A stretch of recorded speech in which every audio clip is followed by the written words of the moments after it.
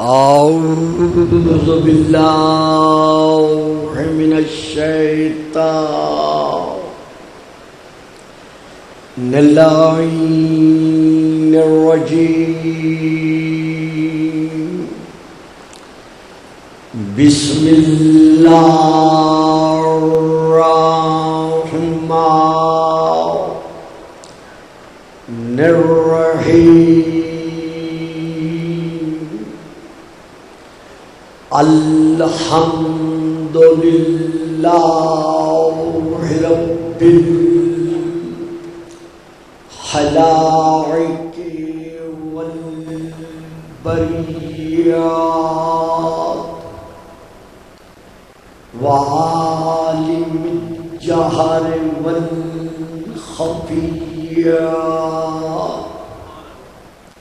وبيده ملكوت الأرضين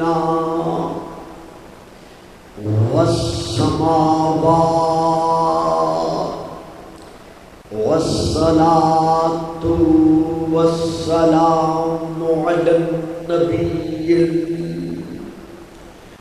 الأمي القرشي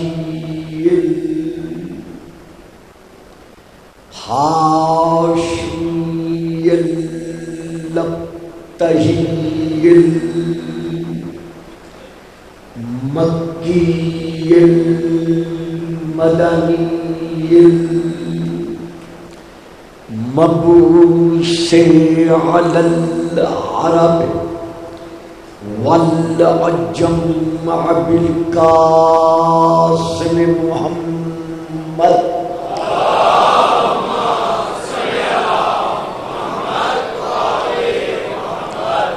وعلى آله الطيبين الطاهرين الشاكرين الصابرين الراشدين المهديين أما بعد فقد قال الله تبارك وتعالى في كتابه المجيد وفرقانه الحميد وقوله الحق يا أيها الذين آمنوا اتقوا الله وابتغوا إليه الوسيلة صلوات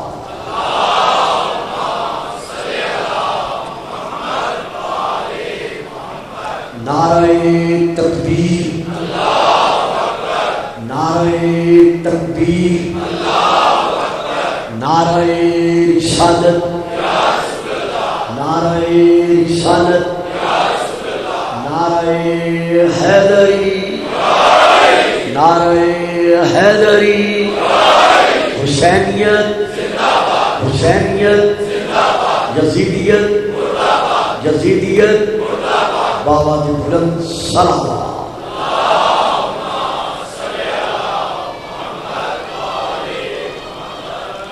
ہم دعا گو ہیں کہ خلاق عالم ہمارے ملک پاکستان کو تا ابد الآباد قائم و دائم رکھے تمام تر اندرونی اور بیرونی سازشوں سے یہ ملک ہمیشہ محفوظ رہے اور اسی طرح جتنے احباب اپنی اپنی شرعی حاجات لے کر بیٹھے ہیں خلاق عالم اسی ذکر کے توسل سے ان کی شرعی حاجات کو پورا فرمائے اور کرونا کی بیماری سے پورے عالم اسلام اور عالم انسانیت کو خدا محفوظ و مسلم رکھے۔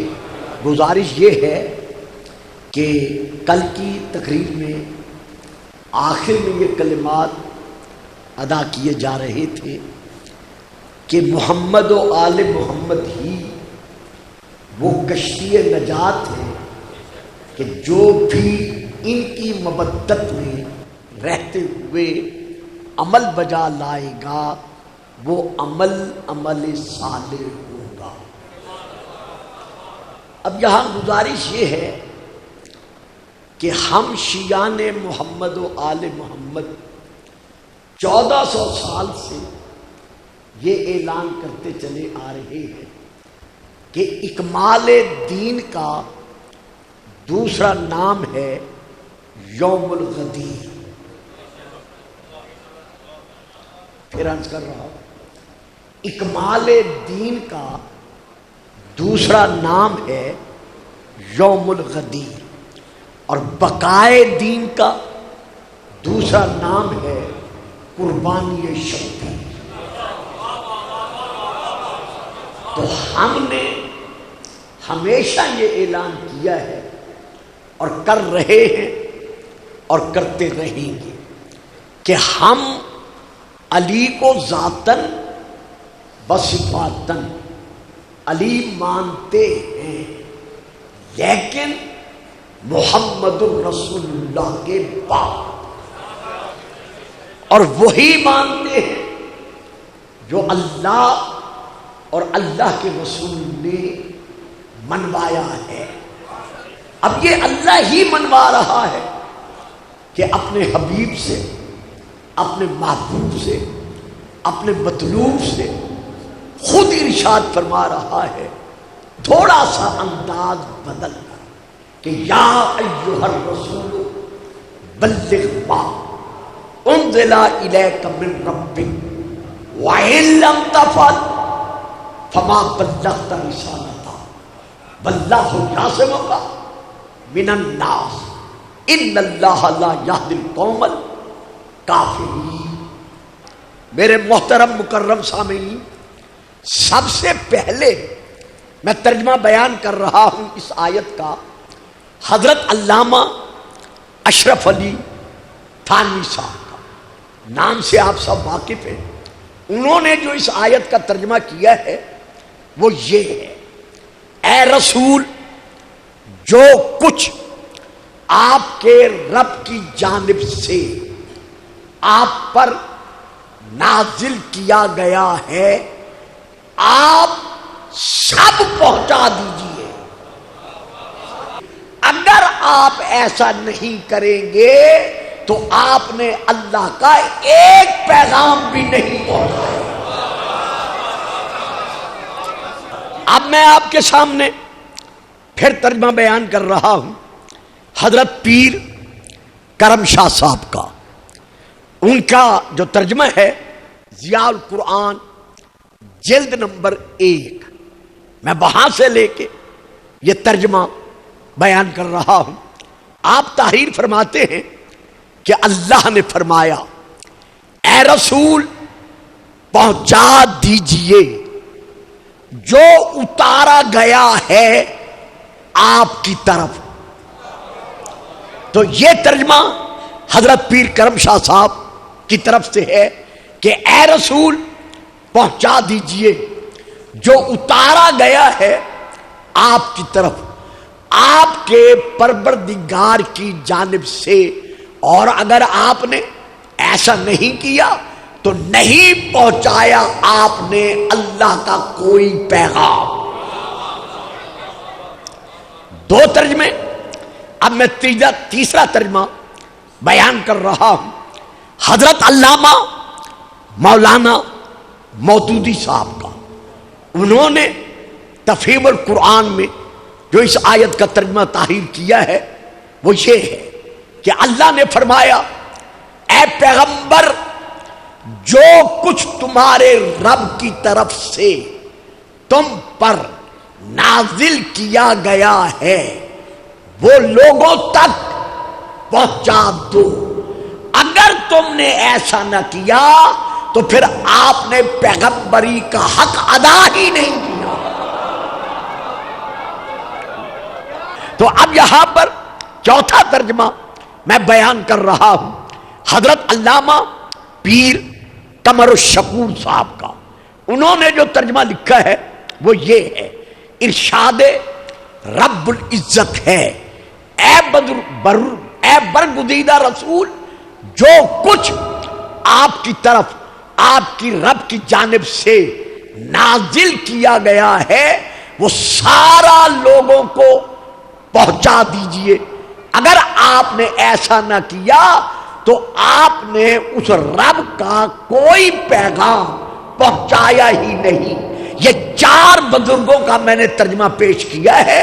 اب میں صرف اتنا کہنا چاہتا ہوں کہ جب اتنا ضروری اور اہم کام ہے کہ اللہ فرما رہا ہے اگر تو نے یہ نہ کیا تو تو نے کوئی کام تبلیغ دین اسلام کا کیا ہی نہیں، تو پھر بتاؤ تو صحیح کہ وہ کام ہے کیا،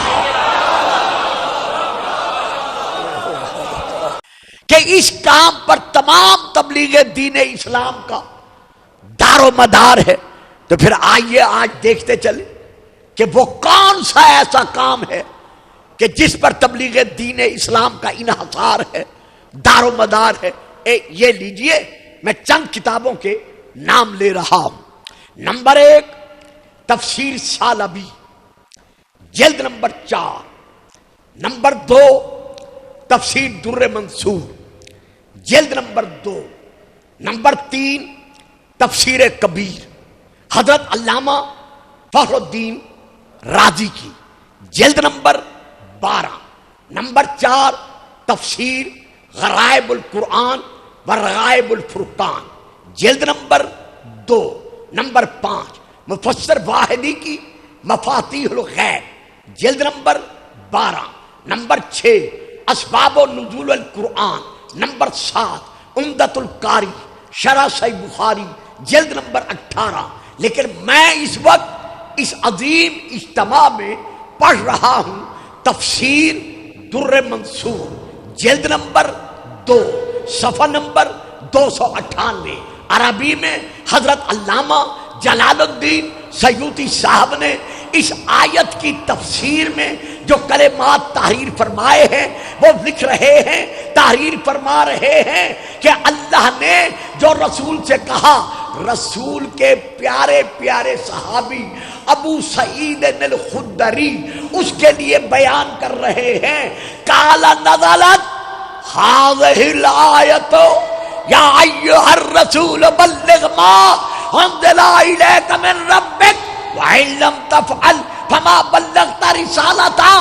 وہ کہتے ہیں کہ یہ آیت مکہ میں نازل نہیں ہوئی، مدینے میں نازل نہیں ہوئی، کہیں اور نازل نہیں ہوئی، بلکہ نزلت یوم غدیر خم میں۔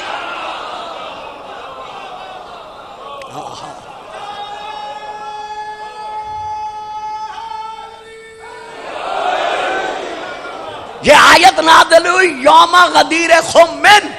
میدان غدیر میں کیوں نازل ہوئی؟ آگے لکھ رہے ہیں فی علی ابن ابی طالب، علی کو منوانے کے لیے۔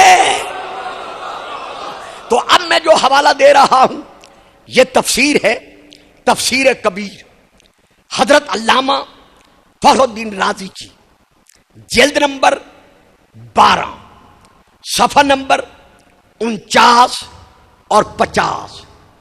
قول نمبر پوائنٹ نمبر العاشر، میں وہاں سے لے کے پڑھ رہا ہوں۔ وہ لکھتے ہیں نزلت الآیت، یہ آیت جو نازل ہوئی ہے ہوئی کیوں ہے؟ یہ ذرا بات لینے کے قابل ہے۔ نزلت ہذہ الآیت، یہ جو آیت نازل ہوئی ہے ہوئی کیوں ہے؟ فی فضل علی ابن ابی طالب، اللہ نے یہ آیت اس لیے نازل کی ہے کہ منوائے کہ علی افضل ہے۔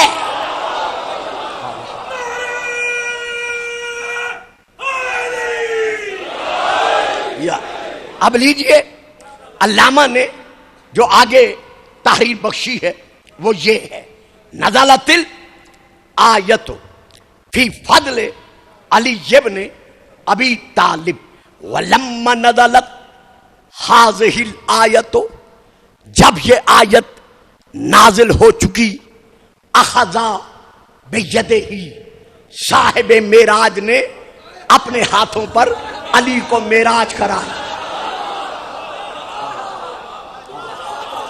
اخذا بِیَدِهِ، علی کا ہاتھ رسول پاک نے پکڑا اور پکڑ کر بلند کیا، وقالا اور اب کہا رسول نے کہ من کنت مولا ہو فعلی مولا، کہ جس کا میں مولا ہوں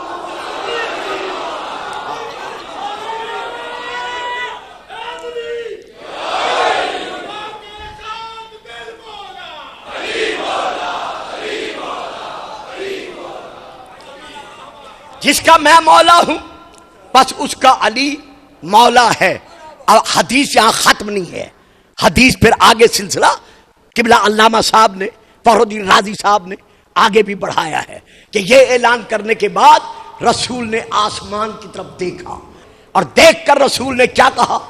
وہی ترجمان نے، خدا کی منہ بولتی زبان نے، ناطق قرآن نے، ذرا لیجئے گا کہ کیا کہا جا رہا ہے جس کی میں تشریح نہیں کر سکتا۔ اللہم والے من بالا ہو، یا اللہ اس سے محبت رکھ جو علی سے محبت رکھے۔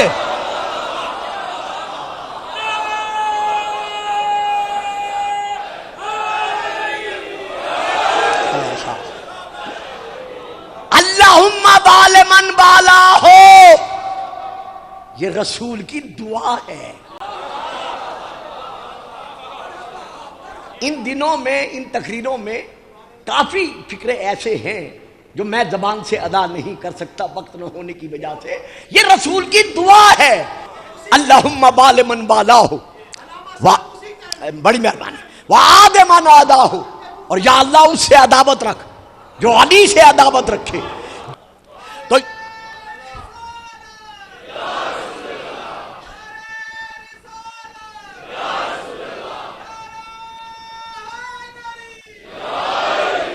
اب میں پڑھ رہا ہوں، بڑی مشہور کتاب ہے جس کا نام بچپن سے آپ مجھ سے سن رہے ہیں اور خود گھروں میں بھی موجود ہے، اور ادارے میں تو خیر ہے ہی ہے، وہ تو پڑھائی جاتی ہوگی شاید۔ جو کتاب کا نام ہے الصواعق المحرقہ، حضرت علامہ ابن حجر مکی صاحب کی۔ میں اب جو عبارت پڑھ رہا ہوں عربی کی، وہ وہاں سے پڑھ رہا ہوں کہ رسول پاک نے دیکھ کر، مجمع کی طرف دیکھ کر، صفحہ نمبر ہے اس کا 67، میں وہاں سے لے کر پڑھ رہا ہوں۔ رسول پاک نے فرمایا، فقالا صلی اللہ علیہ وآلہ وسلم الیسا تشہدون ان لا الہ الا اللہ وان محمدن عبدہ ورسولہ۔ اے میرے سامنے بیٹھنے والے میرے پیارے پیارے صحابیوں، کیا تم اس بات کی گواہی نہیں دیتے کہ اللہ واحد ہے، اللہ احد ہے، اس کے علاوہ اور کوئی بھی معبود حقیقی نہیں ہے؟ اور کیا تم اس بات کی گواہی نہیں دیتے کہ میں محمد اللہ کا عبد ہوں اور اللہ نے مجھے اپنا رسول بنا کر اس عالم میں بھیجا ہے؟ یہ فرمانے کے بعد آپ نے پھر فرمایا کہ اے میرے پیارے پیارے صحابیوں، وَأَنَّ جَنَّتَهُ حَقٌّ، کیا تم یہ نہیں جانتے، گواہی نہیں دیتے کہ جنت کا وجود جو ہے وہ حق ہے؟ معلوم ہوا حق کو حق ماننے کے لیے اس کے وجود کا نظر آنا ضروری نہیں۔ او ہو واہ صاحب، پتہ نہیں میں کیا کہہ گیا اور آپ کیسے چپ کر گئے۔ اور بابا جنت حق ہے لیکن ہمارے سامنے نہیں ہے۔ معلوم ہوا حق کو حق ماننے کے لیے سامنے ہونے کی شرط نہیں ہے۔ جب وہ غیب ہے تو حق ہے، اگر یہ غیب ہے شاباش۔ وَأَنَّ جَنَّتَهُ حَقٌّ، جنت جو ہے وہ حق ہے۔ وَأَنَّ نَارَهُ حَقٌّ، جہنم جو ہے وہ حق ہے۔ وَأَنَّ الْمَوْتَ حَقٌّ، موت جو ہے وہ بھی حق ہے۔ وَأَنَّ الْبَعْثَ حَقٌّ، بعد الموت، اور موت کے بعد قبروں سے اٹھایا جانا یہ بھی حق ہے۔ وَأَنَّ السَّاعَةَ آتِيَةٌ لا ریب فیہا، اور یوم القیامت کا آنا یہ بھی حق ہے۔ وَأَنَّ اللَّهَ يَبْعَثُ مَن فِی الْقُبُورِ، اور جو جو قبروں میں ہوں گے اللہ ان کو قبروں سے دوبارہ اٹھا کر بتائے گا کہ ان اللہ علی کل شیء قدیر، کہ اللہ ہر شے پر قادر ہے۔ تو کیا تم گواہی دیتے ہو کہ یہ سب کچھ حق ہے؟ اب دیکھیے گا، میں رکوں گا نہیں۔ جنت حق، جہنم حق، موت حق، قبر سے اٹھایا جانا حق، قیامت کے دن کا ہونا حق۔ تمام حق بیان کرنے کے بعد کہ یہ بھی حق ہے، یہ بھی حق ہے، یہ بھی حق ہے، اب اعلان کیا جب انہوں نے کہا نا قالوا بلا، ہاں ہم اقرار کرتے ہیں کہ یہ سب کچھ حق ہے، نشہد بذالک، کہ ہم اس کی گواہی دیتے ہیں کہ یہ سب کچھ حق ہے۔ قالا اللہم اشہد، کہا یا اللہ گواہ رہنا۔ وہ جیسے اللہ نے نبیوں سے جب ہمارے رسول کی نبوت کا وعدہ لیا تھا اور اللہ نے فرمایا تھا کہ تم ایک دوسرے کے گواہ بنو اور میں بھی تمہارا گواہ بنتا ہوں، اب رسول عرض کر رہے ہیں کہ یا اللہ یہ جو کچھ انہوں نے کہا ہے نا، اللہم اشہد، یا اللہ اس پر گواہ رہنا۔ ثم قالا، یہ سب کچھ بیان کرنے کے بعد اب رسول نے کہا یا ایھا الناس، اے لوگو، ان اللہ مولایا۔ میں یہاں اتنی عرض کروں گا کہ یہاں اس مجمع میں مجھے تشریح نہیں کرنی ہے، مولا کا معنی اسی حدیث میں موجود ہے جس کے لیے کوئی تشریح کی ضرورت نہیں ہے۔ ان اللہ مولایا، سن لو اللہ مجھ محمد کا مولا ہے، وَأَنَا مَوْلَى الْمُؤْمِنِينَ، اور میں محمد تمام مومنین کا مولا ہوں۔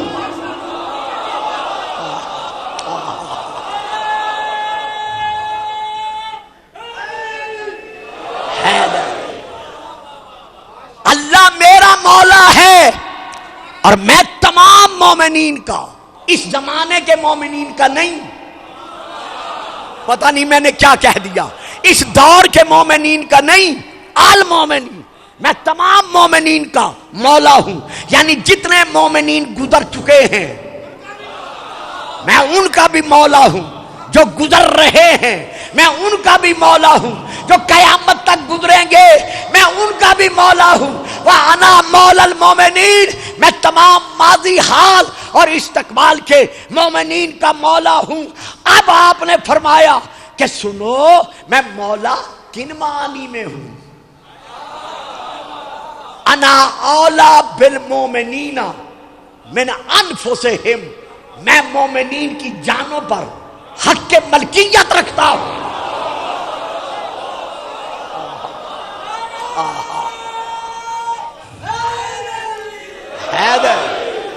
اللہ اکبر، میں مومنین کی جانوں پر حق کے ملکیت رکھتا ہوں۔ شاید ایک تقریر میں عرض کر چکا ہوں کہ حق کے ملکیت کیا ہے، اگر نہیں عرض کر چکا تو اب عرض کر رہا ہوں۔ اگر رسول کا کوئی امتی اپنی مرضی سے کنویں میں چھلانگ لگا دے اور مر جائے، یہ حرام موت ہے، اور اگر رسول اسی امتی سے کہیں کہ تو چھلانگ لگا،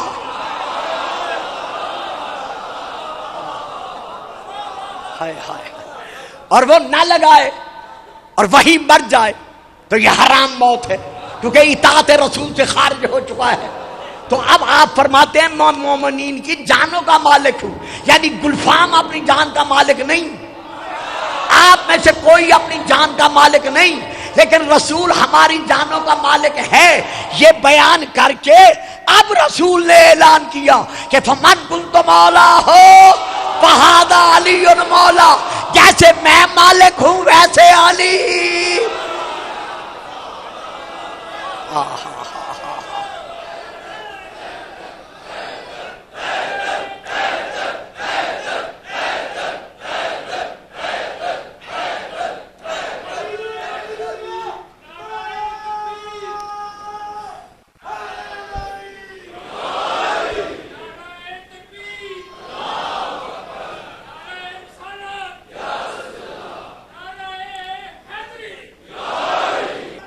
حدیث میں وہی فرمایا اللہم بال من والا ہو و آد من آدا ہو، یا اللہ اس سے محبت رکھ جو علی سے محبت رکھے، اور اس سے عداوت رکھ جو علی سے عداوت رکھے۔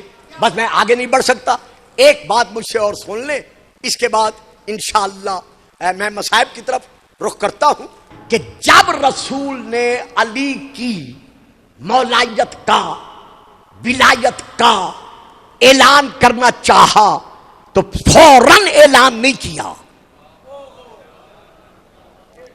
جب اعلان کرنا چاہا رسول نے اپنے پیارے پیارے صحابہ کے سامنے تو فوراً اعلان نہیں کیا، بلکہ کیا کیا؟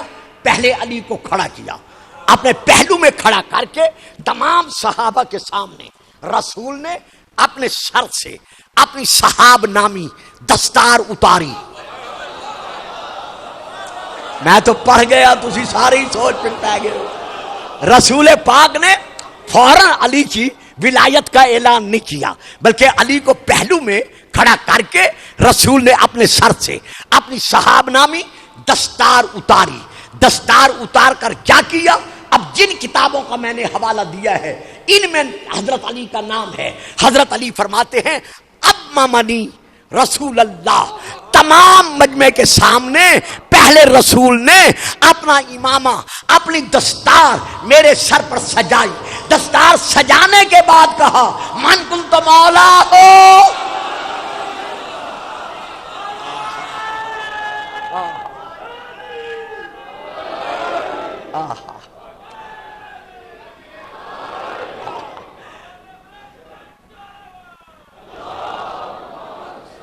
اچھا جی، ہاں بیٹا جلدی جلدی، شاباش۔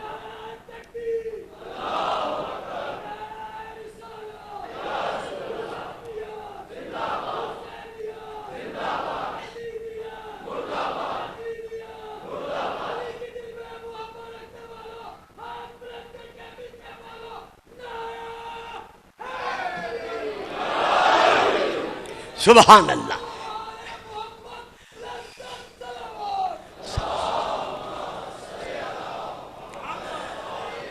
پہلے علی کے سر پر رسول نے اپنی سین سے ہے صحاب، رسول نے اپنی دستار سجائی، اور سجانے کے بعد پھر رسول نے اعلان کیا کہ جس کا میں مولا ہوں اس کا یہ علی مولا ہے۔ تو دستار کیوں سجائی؟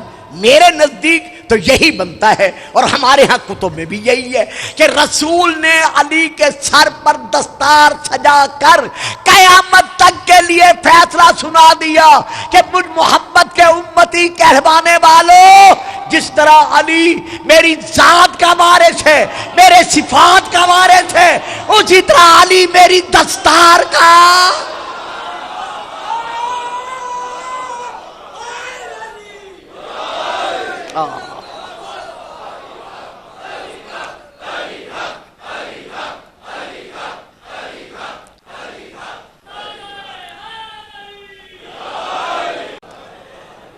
جس کے سر پر رسول نے اپنے ہاتھوں سے اپنی دستار سجائی تھی، سن 40 ہجری 19 رمضان المبارکہ کا بوقت صبح کائنات کا علی ابھی نماز نوافل کے پہلے سجدے کی طرف جھکائی تھا، یا پہلے سجدے سے سر اٹھایا ہی تھا کہ ابن ملجم ملعون نے علی کے فرق مبارکہ پر زور سے زہر میں بجھی ہوئی تلوار ماری۔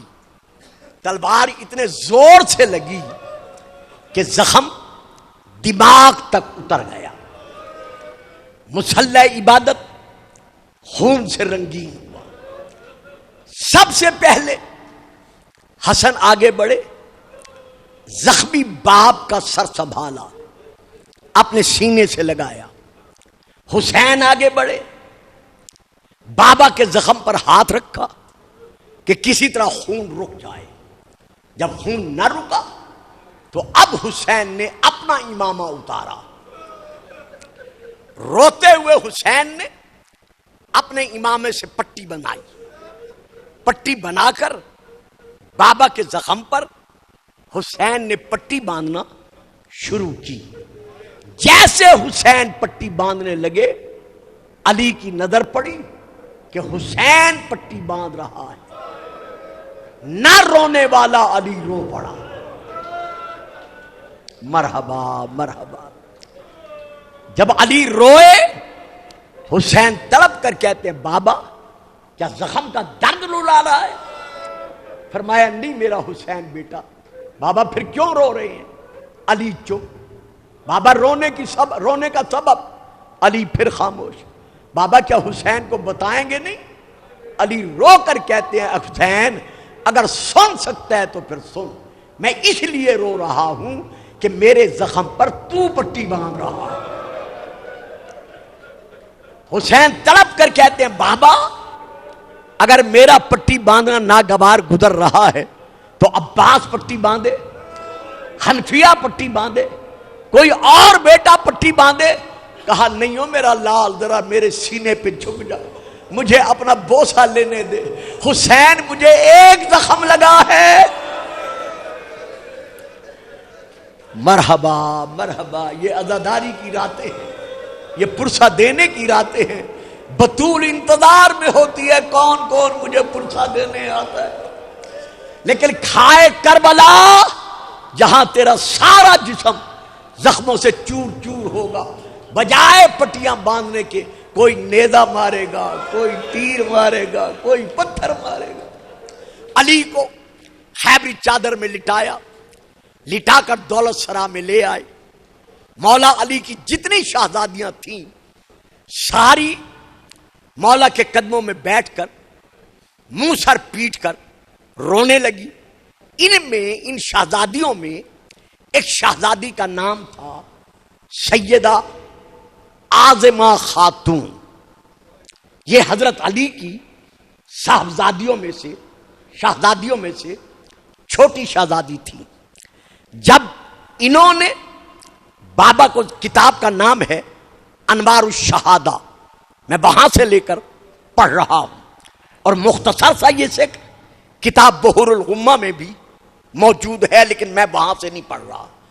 اس شہزادی نے جب رونا شروع کیا تو روتے روتے عالم یہ ہو گیا کہ اس بی بی نے اپنے دونوں ہاتھ بابا کو زخمی دیکھ کر اتنے زور سے اپنے منہ پہ مارے کہ اس سیدہ کی بینائی اسی وقت ختم ہو گئی۔ یعنی اتنا منہ سر پیٹا کہ اس بی بی عاظمہ خاتون کی، شہزادی کی بینائی جو تھی وہ جواب دے گئی۔ اس دن سے لے کر امام حسین علیہ السلام جب بھی کھانا کھانے کے لیے دسترخوان پر بیٹھتے تھے اپنی بہن عاظمہ کو اپنے ساتھ بٹھاتے تھے اور خود ہاتھوں سے لقمے بنا کر اس شہزادی کو کھلاتے تھے۔ کسی دن اگر حسین نہیں ہوتے تھے تو یہ فریضہ سیدہ زینب ادا کرتی تھی۔ چلتے چلتے وہ دن بھی آ گئے جب حسین قافلہ لے کر 11 بہنوں کے ساتھ کربلا پہنچا۔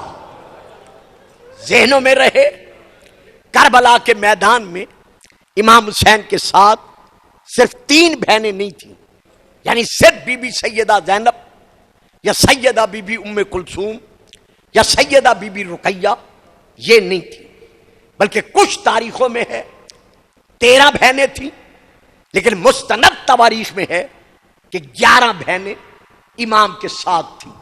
دوسرے لفظوں میں خیمے کے دروازے سے 11 بہنیں دیکھتی رہی،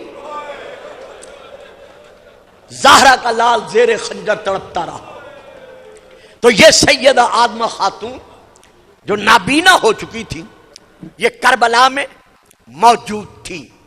امام حسین علیہ السلام کی شہادت کے بعد جب یہ ندا گونجی قد قتل الحسین بے ارض کربلا، تو اس شہزادی نے کبھی زمین پر ہاتھ مارا، کبھی خیموں کی تنابوں پہ ہاتھ مارا، کبھی منہ پہ ہاتھ مارا، رو رو کے کہنے لگی بیبیوں مجھے بتاؤ کیا یہ میرا حسین مارا گیا؟ جب اس نے بار بار پوچھا کہ مجھے بتاؤ کیا یہ میرا حسین مارا گیا، اسے جواب ملا ہاں حسین شہید ہو گیا، اس بی بی نے دھاڑے مار کر رونا شروع کیا بیبیوں کے ساتھ. ابھی رو ہی رہی تھی کہ خیام کو لوٹنے والے آ گئے. چاروں طرف سے جب بیبیوں کو لوٹا گیا اور نیزوں کی نوکوں کے ساتھ ان کی چادریں اتاری گئی. میں یہاں ایک فکرہ کہا کرتا ہوں، ہم سب پڑھتے ہیں کہ نیزے کی نوک کے ساتھ بیبیوں کی چادریں اتاری گئی. کیا نوکیں صرف چادروں تک پہنچی؟ کیا صرف چادریں اتری؟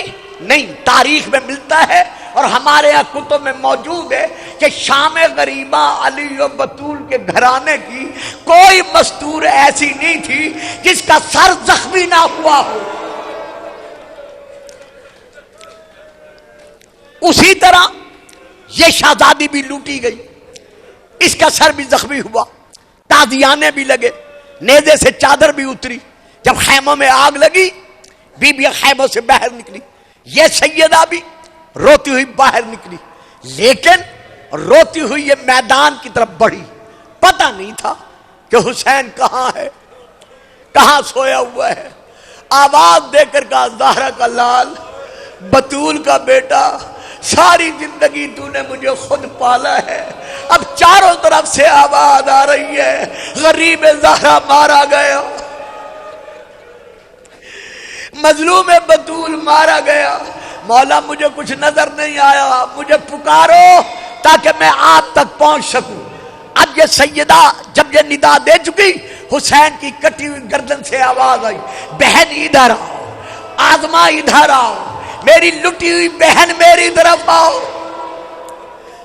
یہ بی بی الیہ الیہ کی آواز سن کر آواز پر چلی. اب جو تاریخ کے فکرے ہیں میں نہیں پڑھتا، نہ میں نے کبھی پڑھے ہیں، نہ میں پڑھ سکتا ہوں، نہ میرا کلیجہ ہے. ذاکرین پڑھتے ہیں، علماء پڑھتے ہیں، لیکن میں نہیں پڑھ سکتا. کیوں؟ فکرے ایسے ہیں جو میرا اپنا دل منہ سے نکل کر باہر آتا ہے کہ اللہ جانے آنکھیں تو تھی نہیں، تھی تو نابینا، مرا ہوا میدان تھا، ہر طرف ڈھول بج رہے تھے، تالیاں بج رہی تھی، ظالم ناچ رہے تھے. ہائے کربلا میں سکینہ، ہائے کربلا میں لٹی ہوئی بیبیاں.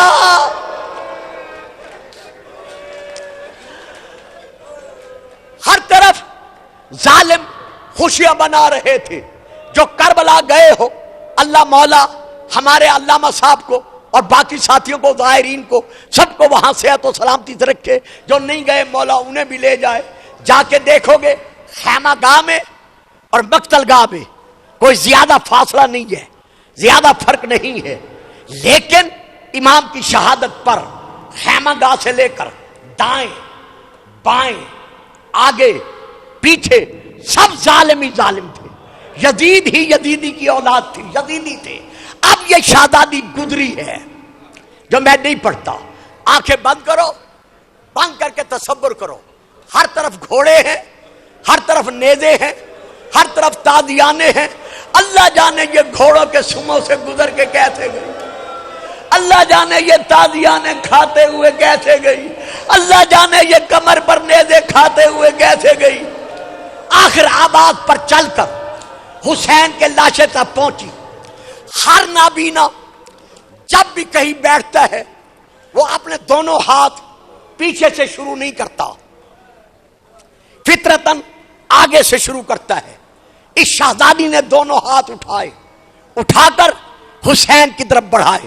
گردن تو تھی نہیں، سر تو تن سے جدا ہو چکا تھا. اس شہزادی کے ہاتھ کہاں آئے؟ حسین کی کٹی ہوئی رگوں پر. بی بی نے محسوس کیا خون ہے. اب بی بی نے اپنے ہاتھ نیچے کیے، لاشا پامال تھا.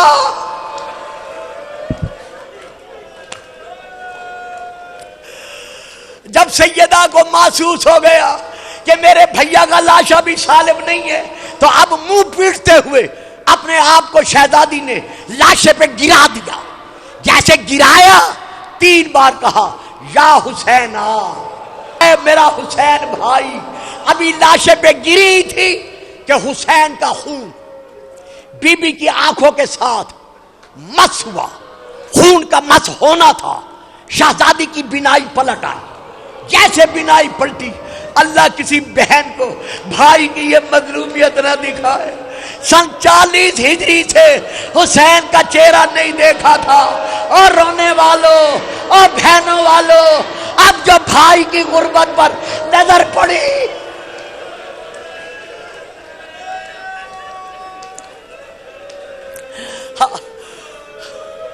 چیخیں مارتی ہوئی حسین کے جسد کے ٹکڑوں کے ساتھ بی بی چشمہ ہو گئی. اب اگلے فکرے ہیں، اللہ جانے کیسے سنو گے. بی بی کو حسین کے لاشے سے اٹھانے کے لیے کوئی تادیانہ لے کے بڑھا، کوئی نیزہ لے کے بڑھا، کوئی پتھر لے کے بڑھا. رو کے کہتی ہے میرے اللہ اب میں زندہ نہیں رہنا چاہتی. اتنے پتھر نیزے لگے، روح پرواز کر گئی. اِنَّ لِلَّهِ وَإِنَّا إِلَيْهِ رَاجِعُونَ.